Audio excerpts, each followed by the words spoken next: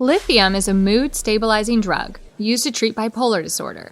Lithium is also known for having a narrow therapeutic index with multiple side effects. In this mnemonic video, I'll give you an easy way to remember the crucial facts about lithium. It's the big night of the show, but something's gone terribly wrong with our stage mic. Seems like one of our actors has accidentally dropped the lithium battery from the microphone on stage. This lithium battery is our symbol for the drug lithium. You know, since lithium batteries contain lithium. Let's see what else is happening on stage to learn more about lithium. Next, check out that pair of theater masks at the stage manager's belt. Every traditional theater mask set has both a happy and sad face, right? Well, this set of happy and sad masks should remind you of bipolar disorder, since bipolar disorder is characterized by mood swings from intense happiness to sadness. We're talking about bipolar disease, since lithium is mainly used to treat bipolar disorder. While its mechanism is unclear, I like to think that lithium works because of its similarity to sodium. Remember that lithium sits right above sodium in the same column of the periodic table. Since the flow of sodium ions into cells causes depolarization and action potentials in neurons, I like to think that lithium messes with neuronal signaling by competing with sodium. This similarity to sodium is a useful framework to think about lithium in general, as we'll learn later when we talk about lithium side effects. In any case, lithium has mood-stabilizing properties. That is, it reduces the intense mood swings from mania into depression that are characteristic of bipolar disorder and returns patients to a steady mood baseline. Since our audience is so upset, the rest of the stage crew is hiding behind the closed curtains. Well, we can actually see another stage crew member peeking his head through a narrow gap in between the curtains.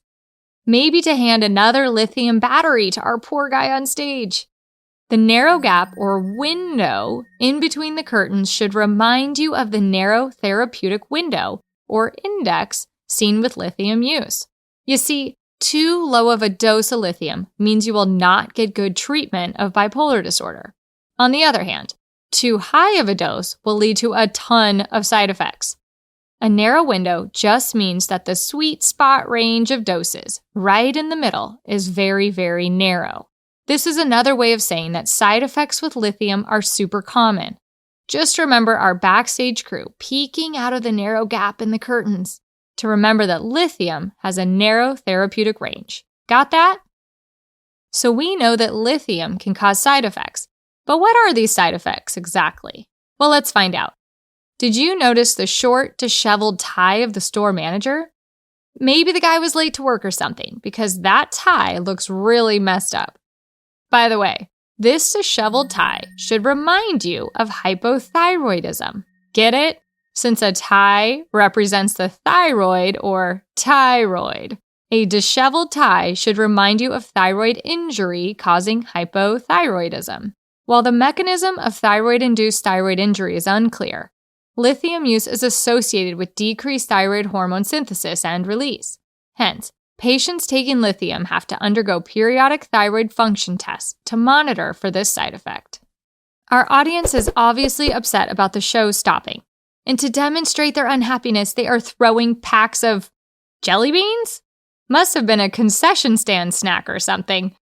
Anyhow, these jelly beans are shaped like kidneys, which should remind us of lithium-induced kidney injury or nephrotoxicity. Again, the mechanism for lithium-induced kidney injury is unclear, but lithium use is associated with many disorders of the kidney, including interstitial nephritis, diabetes insipidus, and the eventual development of end-stage renal disease. To monitor for kidney damage, creatinine levels are measured periodically in patients taking lithium. Just know that if a patient comes in with elevated creatinine who is recently diagnosed with bipolar disorder, you should be looking out for lithium in their drug list as a potential cause of kidney injury. Amid the chaos and this upset audience, our stage manager is trembling with fear. His unsteady hands played no small part in dropping that lithium battery. By the way, His trembling here should remind you of the tremors and general neuromuscular excitability seen with lithium use. Again, the mechanisms here are under-researched and are therefore super hand-wavy. I like to think that lithium's interfering with sodium signaling messes with action potentials in neurons, causing peripheral nerve excitability. Just picture our trembling stage manager to remember that tremor and ataxia are common adverse effects seen with lithium. Finally, let's look at the true source of our stage manager's fear. Yep, it's that tarantula on the stage microphone. As usual, a tarantula reminds us of teratogenicity. Yep, lithium is teratogenic, meaning that it should not be used in pregnant women. Specifically, lithium is known to cause Ebstein's anomaly, which describes downward displacement of the tricuspid valve, causing atrialization of the right ventricle. You don't need to remember the specific details here. Lithium actually causes a lot of other birth defects. Just picture the tarantula to recall that lithium is broadly teratogenic. All right, that's it for lithium. Let's summarize what we've learned. Lithium is a mood-stabilizing drug used to treat bipolar disorder. It has a narrow therapeutic index with multiple testable side effects. Side effects of lithium include hypothyroidism, neuromuscular excitations like involuntary tremors, and nephrotoxicity. Lithium is also teratogenic and may cause birth defects like Ebstein's anomaly when used in pregnancy. That's all we need to know about lithium. Let's get back to the show. I think they're finally going to get started. I'll see you in the next one. Thanks for watching.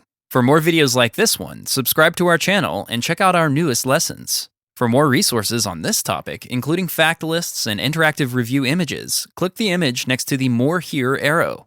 I'll see you next time.